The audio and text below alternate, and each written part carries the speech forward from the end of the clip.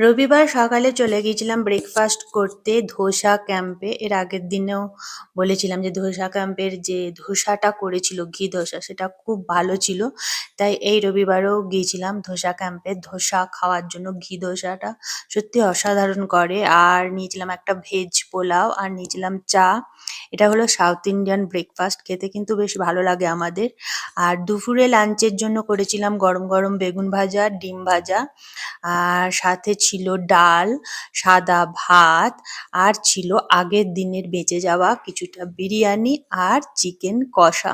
রবিবার দুপুরে প্রথমে ভাত, ডাল, বেগুন ভাজা খাওয়ার পর তারপরে শো স্টপারে ছিল আগের দিনের বেঁচে যাওয়া বাসি বিরিয়ানি।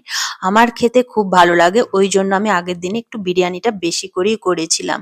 তোমাদের কার কার এরকম বাসি বিরিয়ানি খেতে ভালো লাগে অবশ্যই কমেন্ট করে জানিও। আমার তো দারুণ লাগে।